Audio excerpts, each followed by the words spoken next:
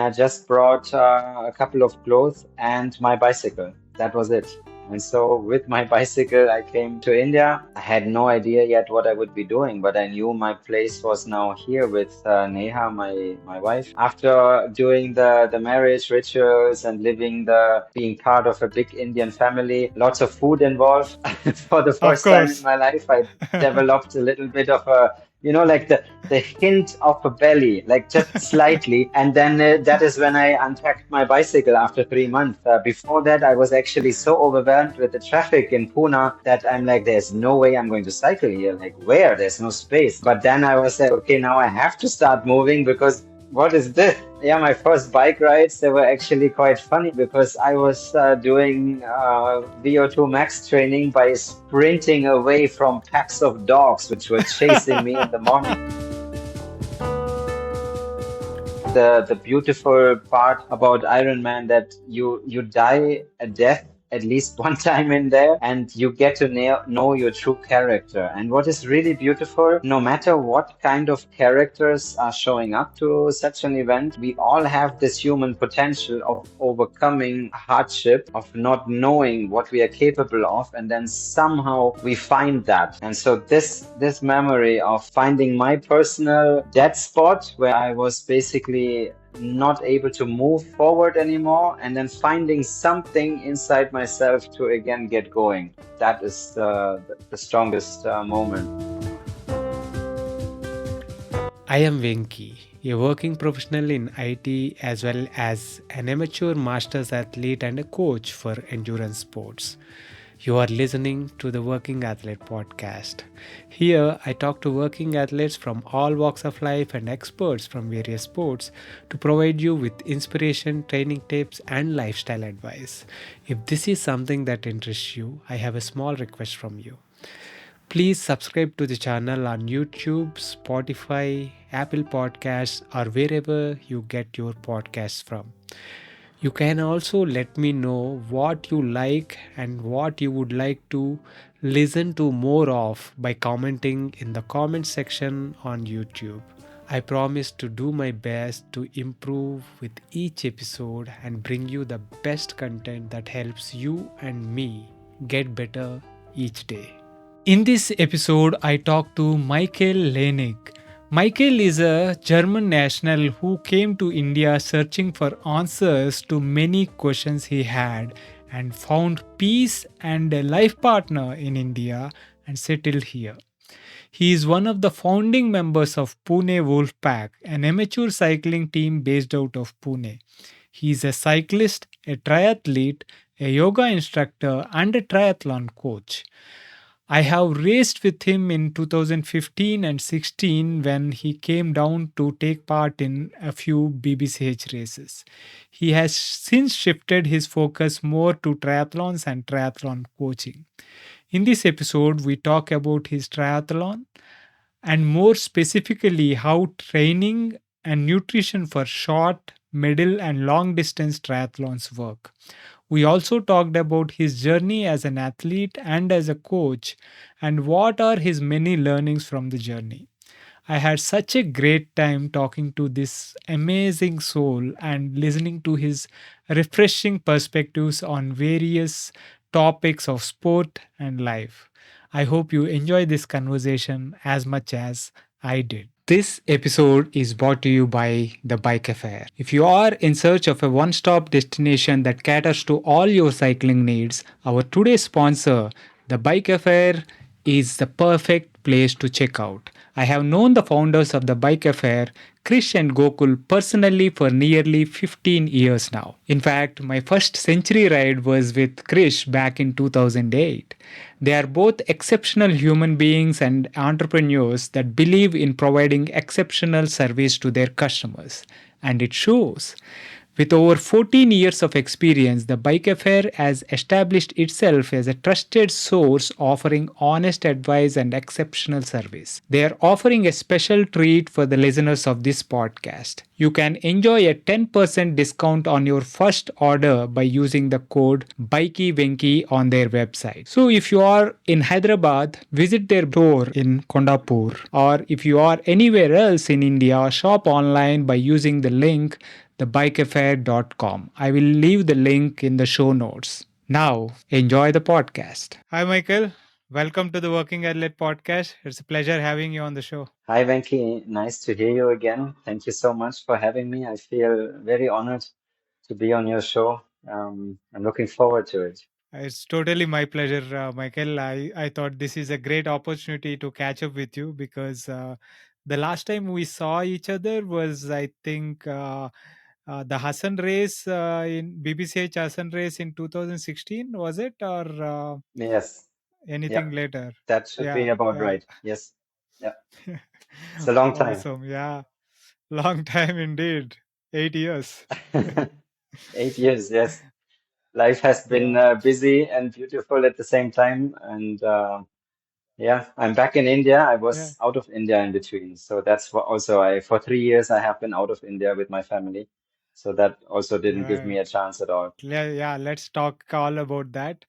But let us start by talking about what was your relationship with sport growing up. I think it's the happiest and longest relationship apart from my parents that I was allowed to enjoy so far. So movement and pretty quickly generalizing it into sports and organized sports, like in the beginning, club sports has always been a part of my life. So sports is really very dear and close to my heart, and I cannot imagine a life without sports in that way.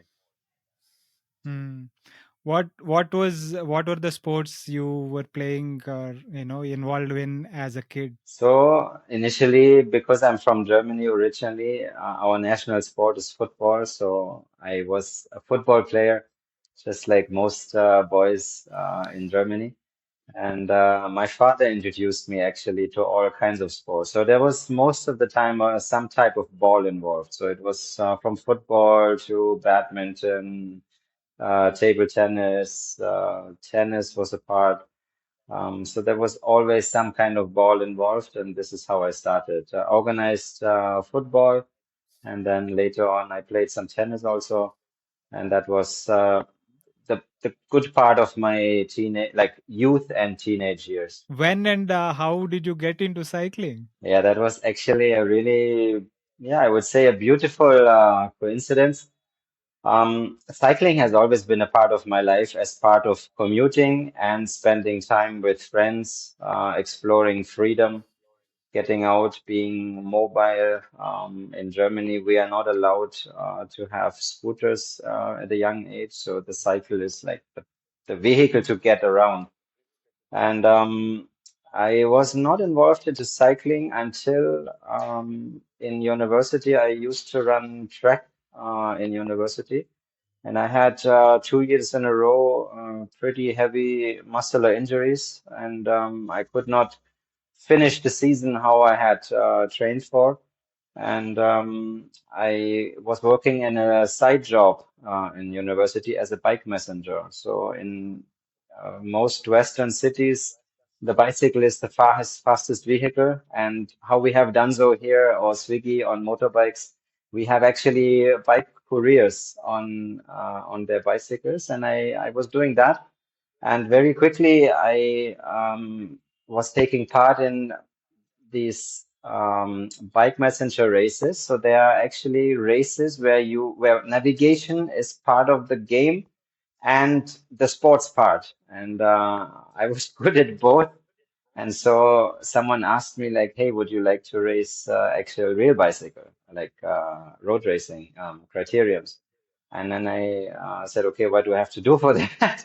And there was not much required except clearing a license, and that was it. And so I started then cycling, organized cycling when I was in university. So that was already when I was in my early 20s. So when these fixed gear races were happening, were these? I mean, when these bike messenger races were happening, were these on fixed gear or geared bikes? The race was open to both categories, so fixed gear riders and conventional road bikes. I personally chose for my job a conventional road bike, entry level, It was like if you converted in 40,000 rupee bike, 3 gears in the front, eight in the back. It was a very conventional Shimano Sola or Chakra. And Right. the fixed gear riders were taking part in that as well. Those were, I would say, the professional bike couriers.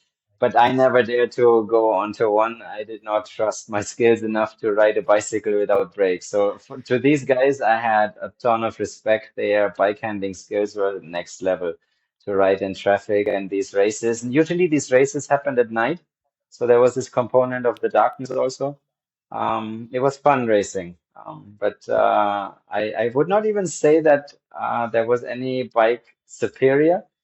I did my job in Frankfurt, and Frankfurt is more or less a flat city.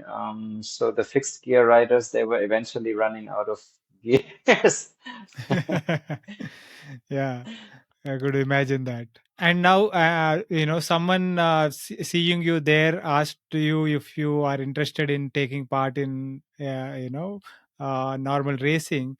So, how did that kind of start? How were you doing in the, initial years, and how did that progress? So it was actually starting like we have different categories in Germany. So we have category C, B, and A. And C is basically the entry level. B and A would be getting higher, like towards the elite amateur level. And I was only racing in C category before I transitioned then to triathlon.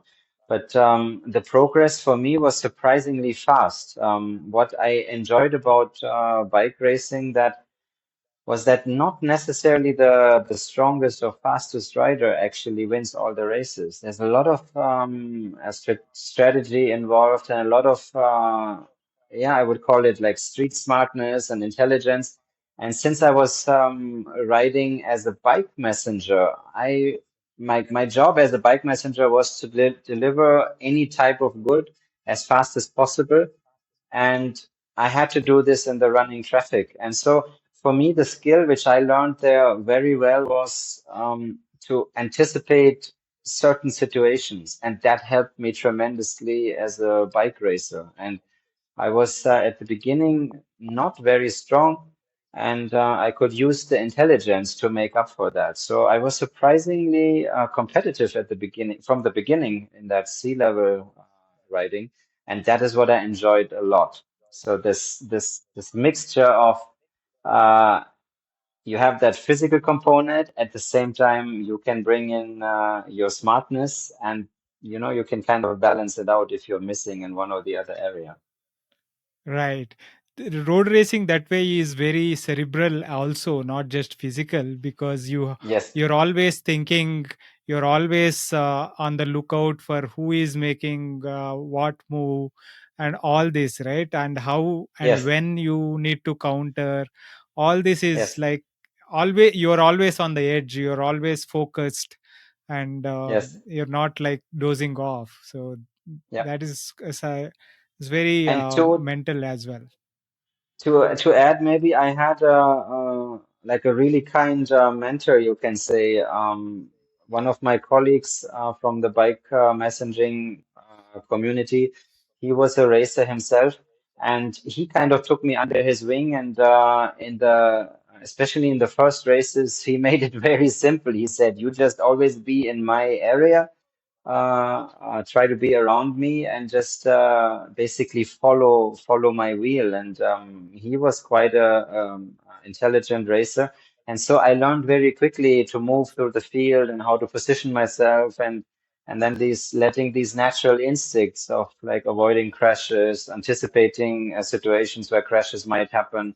And that I'm really grateful for, that I had someone who mentored me in the very beginning. And that is how I could pick up maybe a bit faster than someone who would just enter on their own terms. Yeah, definitely. I think that having someone as a guiding force, especially at the beginning of the career, is super important, right? It will Yes. kind of end up shaping you, as a racer. Right. Yes. Excellent. And you mentioned that you transitioned to triathlon. So how did that happen? How did you get into triathlons? So triathlon was then pretty simple. I mean, it was again like a life was happening to me. So in when the cycling started to actually take off, and I was ready to make the next step, I got into a more serious relationship in Germany, and at the beginning of a relationship, you want to spend as much time as possible. And so I actually reduced the training in cycling, and I transitioned back to running because running is less time intensive. And so I still had an excuse to go out and train, but I was not like spending so much time away. And in cycling, to be frank, a certain amount of hours is required to keep a certain level if you want to be competitive. And so I was not able to do that anymore. And I was adding up running volume. And so that basically opened me up for a new community that was looking for newcomers.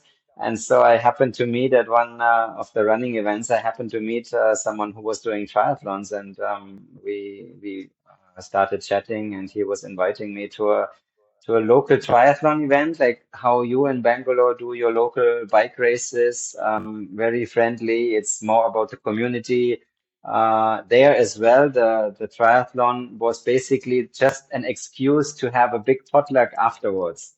Nice, So it was a nice. family get together to have cake afterwards and sandwiches and have a little barbecue. And that was like a very friendly beginning, how I was invited and how I entered triathlon. And the people kept encouraging. I think I was always someone who was quite a good all-around athlete. So whenever I enter something, I can participate to a level that like people then kind of like push, and they're like, why don't you do more of it? And so I was encouraged to do that, and then I got into triathlon. Yeah, it was pretty Awesome. straightforward. And triathlon, I mean, in like for me, triathlon was always Ironman because this is what got most broadcast attention in Germany. Germany, in history-wise, has always been good at Ironmans on a professional level, and so Ironman was like something which was always lingering, and it was like one day I'm gonna do an Ironman, and so this kind of like life was basically answering that hard wish and was now basically guiding me towards that. Awesome, awesome. So, uh, and how long did it take you to, from the time you got into triathlons, local races to doing an Ironman event? So that was actually less than a year. So in Oh, Germany, I got into the triathlon in the summer. So summer is in Germany between July and September. So I got into triathlon in August. And then the season mellows down, and I was spending more time in the pool and trying to get to a point where my swimming had to improve because that was the weakest link. And so for me was the breaking point was basically the swimming, and I needed to understand how much swimming is needed in order to manifest an Ironman. And so that took me 3 months of swimming, and it was the crazy part. It was completely self-coached. And then after I understood, okay, I can actually finish an Ironman, then I registered for it. And so from the time of registration to the Ironman, I had 6 months, and yeah. It was less than a year. awesome, awesome.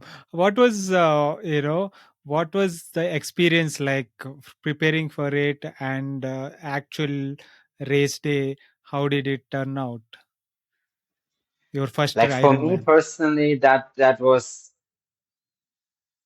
it was and still is like the benchmark of how I perceive sports in general should be. So a huge journey of learning, of personal growth and development, and it was a huge product at the end of a community.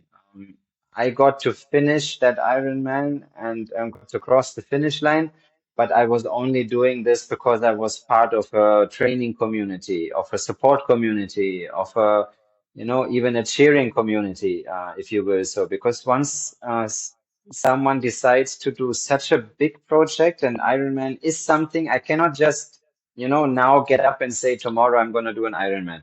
I'm most likely not prepared for that. So it takes preparation, and people do understand that, but not everyone is ready to do one on their own. So there are also a lot of like cheerleaders who get into the position of, okay, let me watch that person, let me cheer for that person, and let me get inspired by that person. And that is working then in both ways. So for me, this experience of the first Ironman, I will never forget that. That was so special. And I'm now in the lucky position with my coaching, triathlon coaching, that I get to be on that other side and give back and help people, fulfill their dreams. So the first Ironman, it was just spectacular. The entire process. It was not just the event, just the entire process. Awesome, awesome. What in terms of the preparation and all that, you, as you said, the community aspect and training together and all that is super important. And then when you make it to the start line of after preparing for 6 months or whatever duration, right? Yes, Still you got to, it's a mammoth task in itself. Like, those yes, distances are not really easy. So yeah. how did you manage uh, to get across the finish line? What were some of the memories from that first Ironman? So the biggest memory is, of course, that nervousness, like not knowing what to expect, having a ton of respect mixed also with lots of fear. And what is just really beautiful is that at every Ironman, you have people who have already done it. So those, let's just call them veterans, who have done their maiden Ironman and are there maybe second, third, or multiple times. They sense and they have a feeling of someone who is new at it, and there are so many encouraging words. So having that fear immediately met with so much positivity is like one memory which I have. And then the next memory I have is like for me the swim was the most difficult part. I swam in my first Ironman the swim course in a time of 1 hour and 7 minutes, and I was having huge problems during the swim. So after about 3 kilometers, I was somehow at a spot where I was actually ready to give up. I was in a position where I just was not within my comfort zone anymore, and I was actually about to give up. And just because I knew I had people from my support, family and friends at the course, and I'm like, wow, they actually traveled for me to be a part of this, is that I cannot just give up now. And so eventually I got going again. And so in hindsight, this is like the beautiful part about Ironman, that you die a death at least one time in there, and you get to know your true character. And what is really beautiful, no matter what kind of characters are showing up to such an event, we all have this human potential of overcoming a hardship, of not knowing what we are capable of, and then somehow we find that. And so this memory of finding my personal dead spot where I was basically not able to move forward anymore, and then finding something inside myself to again get going. That is the strongest moment. And in between, like the remaining hours, it was a lot of roller coaster, positive vibes, of feeling just extremely joyful, being grateful of being in a position to do this. And then at the same time, just wondering like, why did I do that? Why am I doing that to myself? And yeah, just riding those emotions. It's at the end of the day, it's in a one day event, something which makes anyone who participates truly alive. Like you get to feel alive in all, in the entire range of your emotions. And that's just what I remember most about it. Amazing, amazing. So you put it very beautifully, right? You at during that whole whatever 10, 15 hours of the event, you go through multiple emotions, multiple times, and you get the chance to hit your limits, test your character, and get through those and see for yourself what you actually are made of, Yeah, mentally and physically, right? That is yeah, very beautifully put. So yeah. since then, how many Ironmans have you done, and what was your best event so far? So Ironman, I have not done after that anymore. I have done same distance, but not from the Ironman brand itself. Like Ironman is a Right. brand, but the distance Correct. itself, the Ironman distance that exists also with other organizers. So I've been doing, yeah, you can say local, like German originated events. Yeah. And so from the beginning, the Ironman itself, the first one was 11:45, and then Wow. the best time I have so far is 9:32. Brilliant, brilliant. And were you also taking part in the middle distance, like 70.3 kind of Yes, distances? Or yeah, right? yes. Okay. So when you started at the amateur level, what were the distances like? Was it like Olympic and stuff like that? Yeah, most is sprint and Olympic. Yeah. Sprint and Olympic, and then so what when it comes to um, so what are the different ways you would train for, say, sprint and Olympic kind of short distance triathlons versus middle distance triathlons versus, say, full distance? I know it is a big question, but let us try and Yeah. yeah. So the major difference how I have trained is that for the shorter distances, just a lot more speed is required. So the training would be a lot more in the region of your threshold, because this is what will be asked for in sprint and Olympic distance triathlons.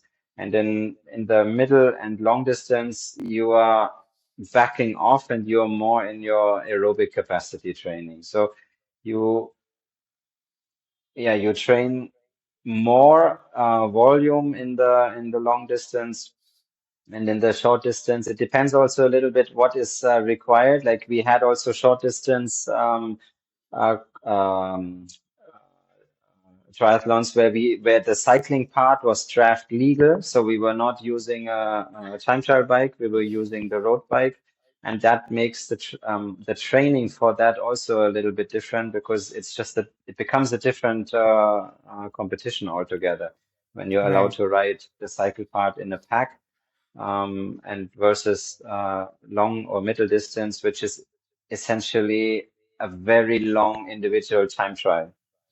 Right. So the most of these shorter distances are draft legal, I guess, right? Yes, yes. Until Olympic distance at least. Yes. Yeah. So it becomes more important for you to be able to get out of swim to with Yes. a good pack, and be Yes. able to stay with the pack, and then maybe show your level in the run.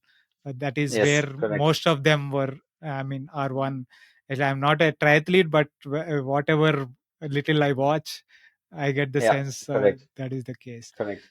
Yes. So, and when it comes to like nutrition wise, your training, you said the rightly said it is more intense, like threshold and VO2 kind of work for Yeah, shorter distances, and yeah, more like tempo and sweet spot kind of for middle, and more endurance and tempo kind of work for uh, longer distances. Although yeah. these are predominantly the major chunks, there will always be other levels also. Like, it is not Yes. that the longer distance guys don't train VO2 as such.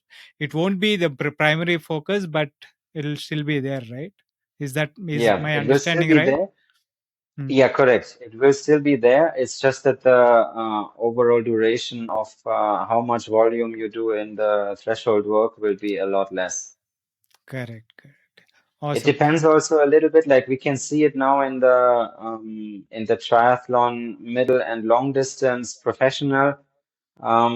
Like 12 years back, 10 years back, those were two different type of sports: the Olympic distance, the ITU racing, what it's called, and the long distance and middle distance racing. They were kind of two different sports. The ITU races, Olympic distance, those were athletes who started with triathlon in their teenage years, and they did the short distance. And The Brownlee the long brothers and all distance, that.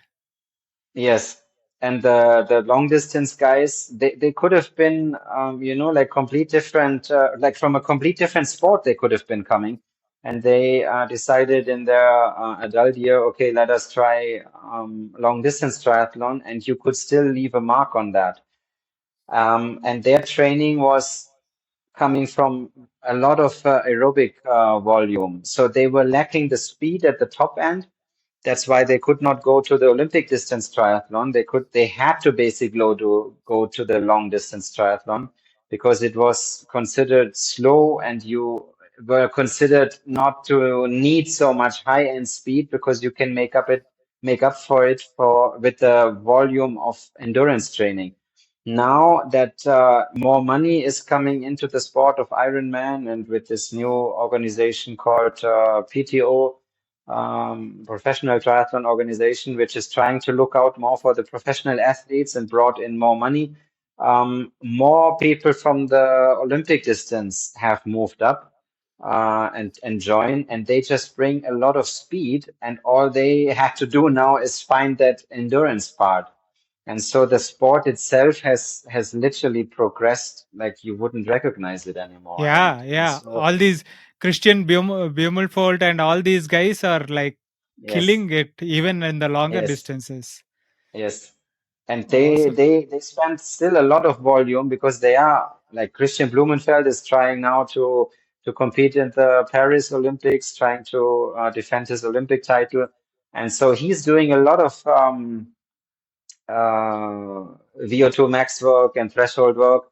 And there is this rumor out there that if he defends his title, he gets a wild card for the Ironman World Championship in Kona. So this would mean then that within a span of almost 3 months, he would be doing from Olympic distance to an Ironman. And he has shown this already that he's capable of doing it. So the Yeah, training is slowly changing. yeah. We This can guy see it is in cycling also, right. This guy. right? These guys seem to be doing, transitioning from short distance to long distance within a few weeks. It is Yes, crazy the way they are like, yeah, yes. hitting all the bases. We can see it in cycling as well. Like if you see the cross cycle guys, Matthew Van der Poel and Wout Yeah, van Aert, they are doing entire winter season. They're basically doing threshold races, right? An hour right. long race where they are at their threshold, and then 3 months later they are competing at Milan San Remo, which is like the longest bicycle 1 day race on the calendar. How is that possible? Crazy. It's Crazy. it's changing. Yes. Yeah. Nowadays the athletes seem to be like from a different planet, at least especially these top guys, both in triathlon and cycling. The level that they are showing is like really incredible, uh, and the versatility, the level Yeah, and the versatility yeah, across all the disciplines, it's amazing. yeah. So that's we touched upon kind of training for three different distances and disciplines, right? When Yes. it comes to nutrition and hydration for these different disciplines of triathlon, right? How do you kind of plan for it and execute it? So this was a learning process which um, is still not finished because nutrition is very individual, but it's a learning process from the whole mentality. I think this is also because we touched now upon a little bit the training and how levels of performance have gone up. This has changed also now in the in the last years that athletes, coaches, and the entire sports community has understood that nutrition is an essential part and that there was way too less emphasis on it. And when you look at the origin where these sports are coming from, cycling is a sport which originated in Europe. Like maybe France is like the birthing spot uh, of cycling. Then triathlon is born in the USA, but USA is like those are descendants from again from Europe, yeah, from Europeans. And Right. like one thing which I learned, I was just now for family vacation back in Germany, and Europe is a tough place to live because of climatic conditions. And if we go back like 100 years ago, cycling was also created like a little bit more than 100 years ago, the racing aspect. It's a tough climatic condition to live there, and it kind of creates a hardship in people that people are ready to go through certain periods in their year of, let's call it, drought or of scarcity. And this kind of also became a part of sports. So cyclists used to go out on 6 hour rides and they had maybe, 500 ml of water the entire ride. And it's like, this is insane when you think about it, that they didn't Yeah. eat anything, they didn't drink anything. I was like, how was this possible? And a lot of it was made up by sheer willpower. And we know this one guy, but we don't know the 100 other guys who, broke by just taking part of the sport. Like we never got to hear about them.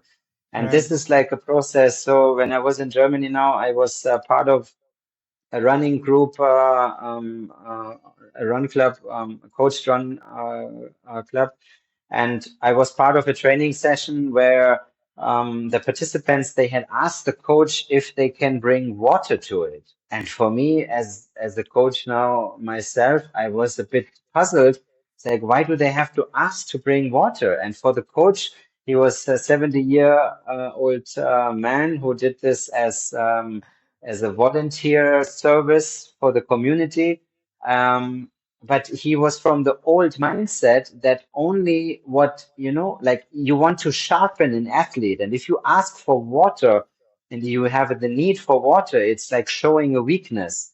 And so this is one way how you can try to create an athlete. But now what we are learning more and more, and it's backed up by so many studies now, that nutrition is like such a integral part to be to create longevity in the sport, to create consistency, and that sets you up for performance at the end. And the performances which we see now, especially in the professional field, but also like now Ironman Hamburg 2 weekends ago, the age group world record for the long distance Ironman was broken again. It's now at 7 hours and 50.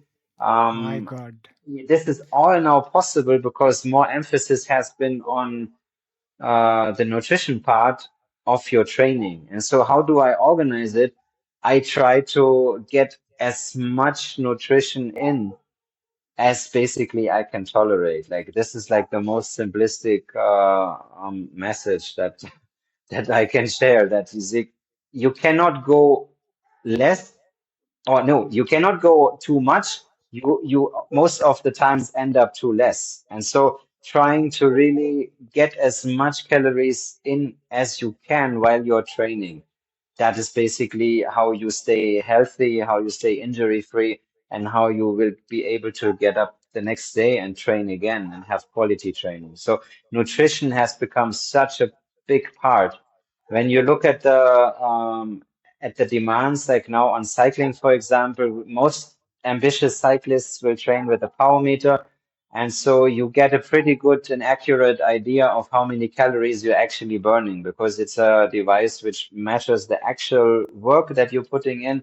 And so you get a direct translation, how much energy you're basically burning. And so you get quite an eye-opening, number where it's like, wow, I just burned, let's say in a 3 hour ride, what an average adult male should be eating in a day. So I just burned that in 3 hours. And, I was going maybe on one chai or on one, pack of cookies. It's like, you can survive with that.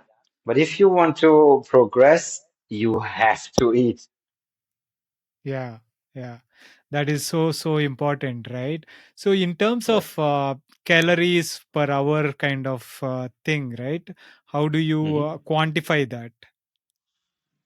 So the easiest way to do it is you try to find out how much like you can basically try to do research, like what is research saying, what is humanly possible to digest per hour, and in what form do I take those calories, right?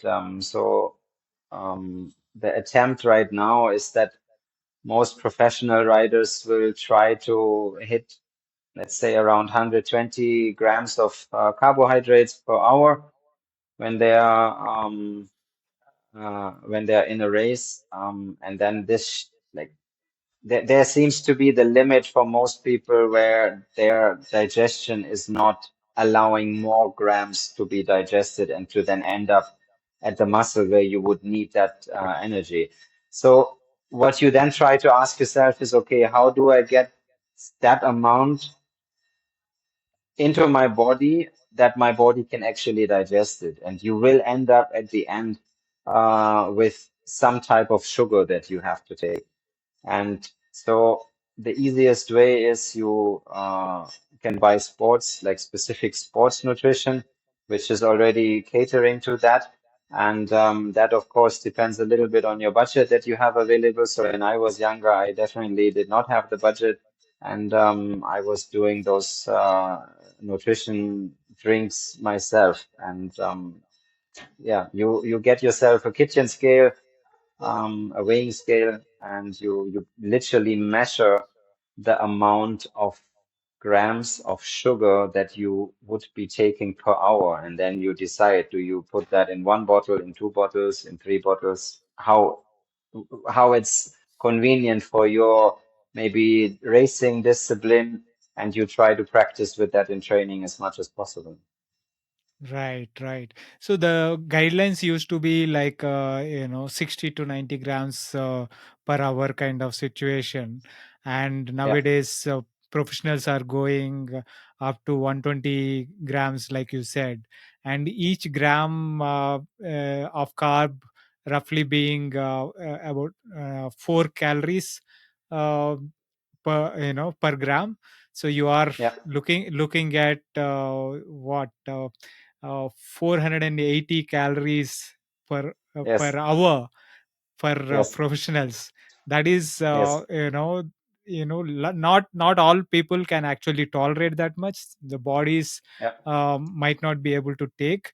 It is like yeah, with training, you also have to train the body for um, you know for the nutritional intake as well, right? Like you just yes, mentioned, in training you have to see how much works for you, what is making you feel better in terms of output, And like you said, the nowadays the power meters gives us the kilojoules, Yes. the exact number, exact energy expenditure that you are Yeah. doing on the bike, Yeah. that you can actually see, and how versus how much you are actually inputting in terms of carbs and calories. Yeah. So if there is, you can actually see the improvement in performance, right? Yeah. Yeah.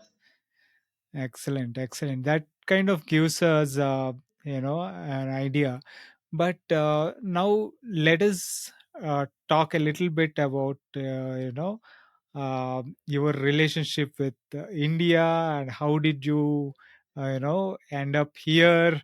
How did you get into the cycling scene in India? And let us also talk about the Wolfpack that is so, that got into got formed in Pune and all that. So let's start with how and when did you make it to India? Yeah. To India, the first time I came in 2012, and I came as a tourist, and like the shortest version is I came to India because I was looking for answers that my culture couldn't give me to questions that I had. I had questions, deep questions about life. I was living a life which I think many young uh, people from India can relate to, that the parents bring them up and they have an idea about how the child should be leading their life. And so in my case, it was pretty similar. My father was a doctor in the military, and so pretty conservative parents. And they had an idea of what I should be doing with my life. And the truth was that that was not my choice, and I ended up going to university and doing a degree in law, and it was not from my heart. So I did not want to practice in that field. But then I was still a very confused young man. I would maybe not even call man, I was by age a man, but I was still a boy in my being. And so I had questions about life, what life should be like, and my culture is just not having answers to that. And so I got to meet people who were somehow linked with India, and especially one couple was very inspirational and influential to me, because they were exhibiting something about life which I had never seen before. A quite like a happy couple who were just happy about life, and I didn't understand why, because they did not have the wealth that was, what should have been there when you are so happy, and they were not doing the things which you should be doing as an adult. And so I had questions, and their answer was always, yeah, it is because that guru, that guru, that guru. And so I asked them, okay, who is that guru? And there is in Kerala a yoga teacher. She is known as Amrita, the hugging saint, and she is conducting Europe tours, US tours, where she is going and basically trying to spread the message of karma yoga, so selfless service, and to give people a purpose in life again, and to teach them about, yeah, one portion of yoga. And so I got to meet her. Nothing magical happened. I thought something magical would happen in my life, and it didn't. And so I had question, okay, like, why did it not happen? I need to know how she actually lives so that I can really be sure that she is authentic. And so I booked a ticket to go to Kerala and live in her ashram. And I worked there for 2.5 months doing karma yoga. And that is basically how I got, like a seed was literally coming into me. And those 2.5 months, they were so powerful that I then wanted to know more about yoga. And I had no idea what yoga is. I thought it's just doing a little bit of gymnastic. So this karma yoga was already quite a different story of doing selfless service. And then I wanted to know more about yoga, and I ended up doing a yoga teacher training course in Kerala. And in that process, I met my wife. And then that was a different chapter now, because she is coming from a very conservative community, and it was not possible that she would, have a relationship with me. So we needed more time. I went back to Germany, and for 1 year we had just an email relationship. And then I invited her to Germany, and in that process, we got engaged, and then we convinced both of our parents that we are getting married. And for that, I came back to India in 2014, and I left basically my entire life behind in Germany, and I just brought a couple of clothes and my bicycle. That was it. And so with my bicycle, I came to India. I had no idea yet what I would be doing, but I knew my place was now here with Neha, my wife. And so after doing the marriage rituals and living the life of being part of a big Indian family, lots of food involved. For the Of first time in course. my life, I developed a little bit of a, like the hint of a belly, like just slightly. And then that is when I unpacked my bicycle after 3 months. Before that, I was actually so overwhelmed with the traffic in Pune, where we are living, that I'm like, there's no way I'm going to cycle here. Like, where? There's no space. But then I was like, okay, now I have to start moving, because what is this? And so, yeah, my first bike rides, they were actually quite funny, because I was doing VO2 max training by sprinting away from packs of dogs, which were chasing me in the morning. And I was like, what is this? Like, I actually went always to a meeting point where I was meeting people, and I was so exhausted already just reaching there, because I've just sprinted 3 times, for my life away from packs of dogs. And so this is basically my start to the cycling journey in India. Oh my God, that is hilarious. But Yeah, oh, there was a big learning curve. Like Neha, she had to literally escort me then in the morning with her scooter to the main road, where I would have better chances against those pack of dogs. And I was like, no, this cannot happen. She cannot every morning, like at 5 o'clock, come outside the door with me, just because I'm having here fear of these dogs. And then yeah, I slowly, I learned how to deal with them. First, carrying stones with me, throwing stones at them, realizing it has no effect at all. And slowly, slowly learning that, okay, actually they are just as scared as me, and we need to communicate with each other. And, now it's fine. I can I can cycle whenever I want to. I have no problems anymore. beautiful. But what a beautiful story, also, of you, uh, how you ended up in India, and with a very close connection to India now, right? With your wife Neha also, right? Yes. Such Yeah, the life, like India, like I'm so grateful for, yeah, that this place exists, that this culture exists, because like everything which I call now part of my life is actually, because of India. Like my three daughters were born here. My wife is from India. The job that I'm allowed to do now is because I followed my heart, and India is a country and a culture which is more rooted in the emotions, in their heart. And so, this is basically what I feel personally, how I was coming to India, because I had to learn to get more into my heart. I was living in Germany with my head. I tried to control everything, tried to plan everything, and it brought me at the end confusion, and I was not happy. And so India was, inviting me to learn a different part about life. And so I'm very grateful that I'm allowed to be here, and beautiful. that, yeah, that my family and my life is now in India. Beautiful, beautiful. So you, I know. coming back to the cycling aspect, you started your riding with sprinting from away from the dogs, uh, but Yes. you ended up, in a wolf pack, so to speak. How did Yeah. that, happen? Running away from pack of So that dogs was, and landing up with a pack of wolves.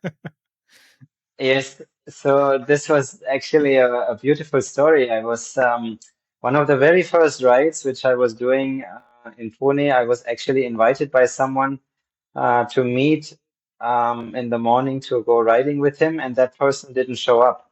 So the person didn't show up, but there was a goal already attached that we would cycle to Sihagat Fort, which is like a big touristic destination here just outside Pune. It's a 9 kilometer climb up to an old Maharashtrian fort. And so I was basically being stood up, and I'm like, okay, I have two options now. I can go home, or I can try to now reach this destination on my own. And so this is what I did. Then I started riding towards that destination.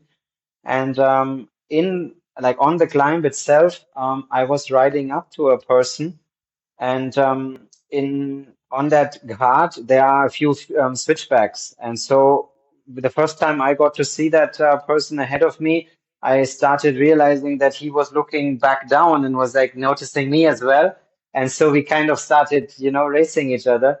And I caught up to him. And then for him, it was like, who is this guy who can catch up with me? And he's now a very dear friend. Who was initially part of the Wolfpack then. And so we started talking, and he said, after hearing a bit of my sports history, and he's like, I'm part of this unorganized gang of weekend warriors and Strava com hunters. Why don't you come and join? And let's see what happens there. And so I did join them then the coming week, and we went on a ride to Lonavala, and they already had in their rides which they were doing like small sections where they would just playfully race against each other. And so I was becoming a part of that.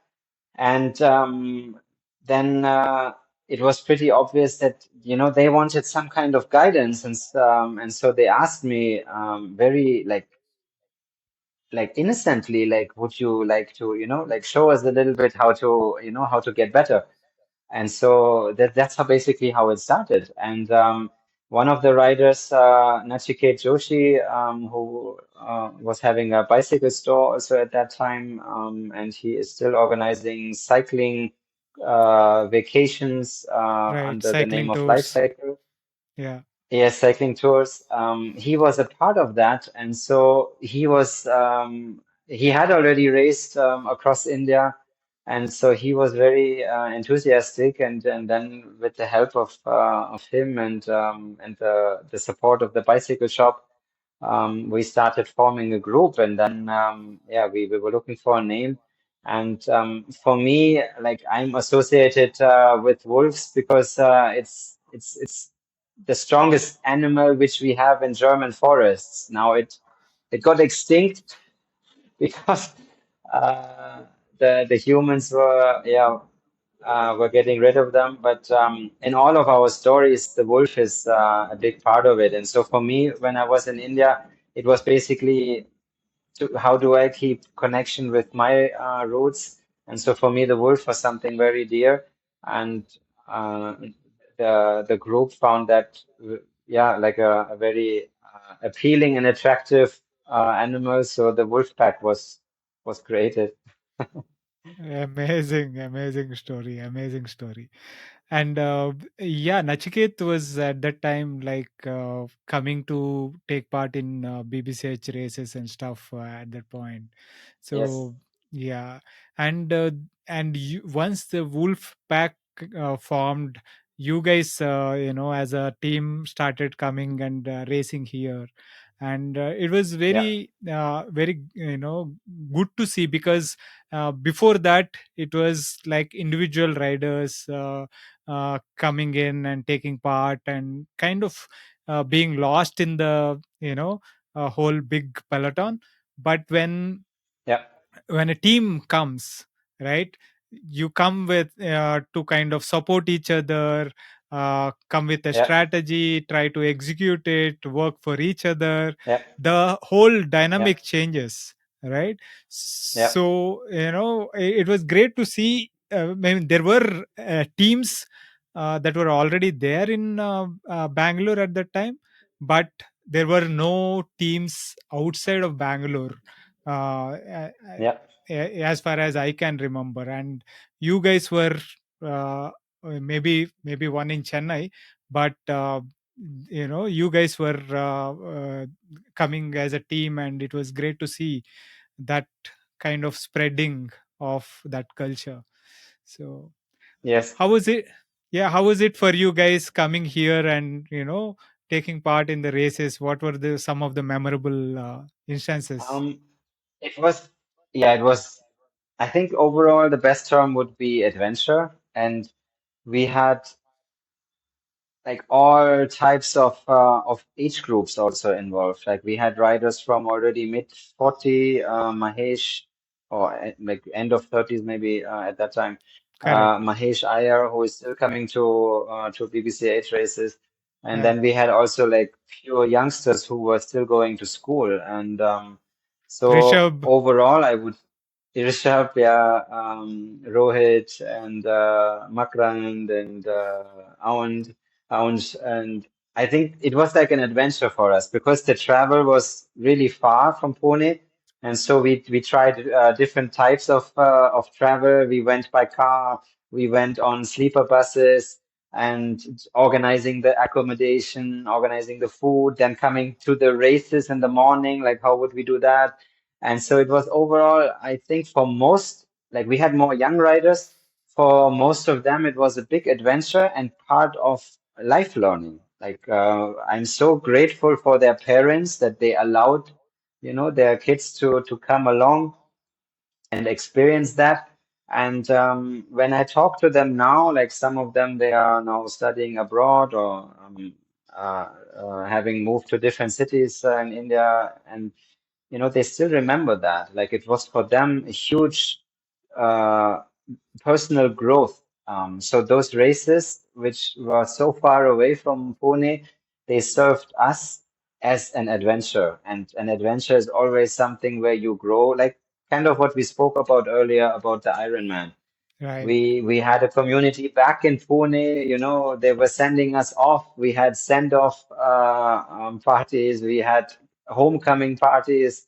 And so there was a big support group also involved in this. It was not just us riders, it was also a community behind who had their eyes on us and were, following this whole thing. And so the memories are really adventurous. We had as far as my memory goes back now, we did not have any negative memories. Like we had small personal, defeats, maybe someone having a puncture, but like we were spared from really bad situations. So it all served as a growing process in a very playful way, and it was fun. Awesome. Yeah. I mean, I have had, great memories from those times having you guys come over, especially you. I mean, I remember one race where I was spinning out trying to actually keep up with you uh, on the road. I think this was one of those races on the Hyderabad highway, one of those Uh-huh. classic races. Like, who is this guy? Hmm. Is so fast. And I was like, I think it was almost the first time I actually you actually came to a BBCh race, and I was trying to stick to your wheel, and I was Uh-huh. maybe I Uh-huh. was on a 52 11 or something. I was still spinning out, Uh-huh. trying to keep up. Yeah. So those were some of the great memories that I have with you guys. So amazing. So now, nowadays, what I know you are a coach now, like myself, and you are coaching both cyclists and triathlon for triathlon as Yeah. well, right? Yes. And You've been, I think, working with guys like Sudarshan. He's been doing great. uh, you know Yeah. y- Kudos to you. The kind of work you are putting in with him, and his discipline and the dedication as well. He's someone who a lot of young riders and working athletes actually look up to, just for the Yes. sheer kind of determination and discipline he shows. uh, Yes. so how is life as a coach treating you? Good. Like overall, it's good. Like why I was hesitating, trying to put in words, like um, being part of someone's journey. That's like what maybe sums it up best. Just 1.5 weeks ago, I had an athlete, mid 50s, who competed in his first full Ironman in Hamburg, and he successfully completed that. And just being part of someone who does something which at the beginning they could not, even think about it. They have this dream and they come like with this set of expectations, like, can you help me achieve that? And then actually, becoming a part of that and supporting someone and seeing their dream come true. So this is like both satisfying, and the learning experience also, especially now, since I'm back in India. I'm now finally allowed to coach more triathlon, which was always more like closer to my heart. I think I'm just personally more attached to triathlon than I'm actually to cycling. Initially in India, when I started coaching, triathlon was just not having the infrastructure yet. Now there is just a lot more event organizers who really dare to put up with the struggles, to get the clearances to host races, and they're doing a brilliant job. Like Ironman is there in Goa, and Berkman as an organizer, all across India now, organizing big events for the community. And for me, especially in triathlon, it was a big learning curve. Also, the type of athletes who come to me, a lot of times they are non-swimmers as adults, which is, for me still quite, uh, yeah, puzzling. That not knowing how to swim yet, but still at the same time having such a strong, goal. Like, I want to do an Ironman, and then how do we support that in the best way? And so for me, this is quite a learning experience, to deal with new aspects which I had not encountered before. And so it's a fun and fulfilling journey. My family is actually fully involved in it. My daughters are part of that. So for the now Ironman, which was there, they were writing, small cards which they were drawing and writing, like, "We wish you best of luck," and then when he was coming back, like, How sweet. "Congratulations," and when we go for our lake swims, especially, then they are part of that. And so it's like the family is involved in it. Neha, my wife, she is sometimes conducting sessions. She is a certified yoga teacher, and so some of the yoga sessions which are part of the offering, she does. And so we are, like, as a family, we are fully involved in it. And for me, like, what I like best, um, I am I can only teach and coach from experience. I'm not someone who can read something and try to convey that message. I have to actually live it, and that's why I'm still, like, myself also competing, because I'm still trying to be as much involved so that I'm able to understand, okay, what are my athletes going through? So whatever I'm trying to offer, I am living, and my family is living. We are part of that, and a lot of that is actually, like, in the wider sense, yoga culture. Like, we are like a yoga family, you can say. Oh, And so beautiful, we are beautiful. living that, and we are involved in that. Amazing, amazing. uh, I mean, it has been a fantastic. It's been a blast catching up with you, Michael. I know we cannot. I mean, I would love to have you back and maybe talk more about specific aspects of coaching, triathlon, and stuff. We'll would love to have you on. But it's been a pleasure. Thank you so much for taking the time. Before we wrap up, what are some of the tips that you would give working athletes to do well at sport and life?